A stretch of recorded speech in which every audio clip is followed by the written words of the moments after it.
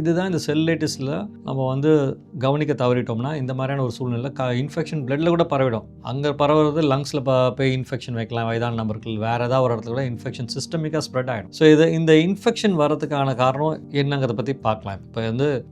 இதோட இன்ஃபெக்ஷன் மட்டும்தானா இல்லை இதுக்கான காரணம் என்னன்னு பார்க்கும்போது நம்ம வந்து இந்த இன்ஃபெக்ஷன் வந்து வைத்தியம் பண்ணி சரியான நபர்களுக்கு அதுக்கப்புறம் பார்க்கும்போதும் காலில் பல பேருக்கு கருத்து போய் கால் வீக்கம் ஏற்பட்டு மசில் கிராம்ஸ் வந்து கால் கனமாக ஆகிற மாதிரியான ஒரு சிம்டம்ஸோட தான் பல பேர் வந்து அவங்க லைஃப்பை கண்டினியூ பண்ணிட்டு எனக்கு அதுக்கான காரணத்தை அவங்களே என்ன சொல்லிக்கிறாங்க, காலில் இன்ஃபெக்ஷன்னால தான் எனக்கு கால் வந்து தோல் கருத்து போயிடுச்சு, கால் வீங்க இருக்குது, மசில் கிராம்ஸ் இருக்குங்கிறது அவங்களே அதை வந்து ஜஸ்டிஃபை பண்ணிட்டு இப்போதைக்கு நல்லா இருக்கேன் அப்படிங்கிற மாதிரி அவங்களே ஜஸ்டிஃபை பண்ணி லைஃப்பை கண்டினியூ பண்ணுறாங்க. பட் இதில் என்னென்னா உள்ளே வந்து சர்க்குலேட்டரி இஷ்யூஸ் இருக்கும், உள்ளே போகிற ரத்த ஓட்டத்தில் மிஸ்டேக் இருக்குங்கிறத நம்ம வந்து ரொம்ப கூர்மையாக டாக்டர்கிட்ட அணுகி, அதாவது எங்களை மாதிரி ரத்த நாள அறுவை சிகிச்சை நிபுணர் வாஸ்குலேஷன் அணுகும் போது தான் உள்ளுக்குள்ளே சைலண்ட்டாக சர்க்குலேஷனில் மிஸ்டேக் இருக்குங்கிறத நாங்கள் கண்டுபிடிச்சி இந்த செல்லிட்டிஸ் திரும்பி வராமல் இருக்கிறதுக்கு என்ன பண்ணுங்கிற வைத்தியத்தை நம்ம அதை ஸ்கேன் பண்ணி பார்த்துட்டு அதுக்கான வைத்திய முறைகள் நம்ம பண்ணதுக்கப்புறம் அந்த செல்லிட்டிஸ் வரதுக்கான சான்சஸ் கம்மியாகிடும்.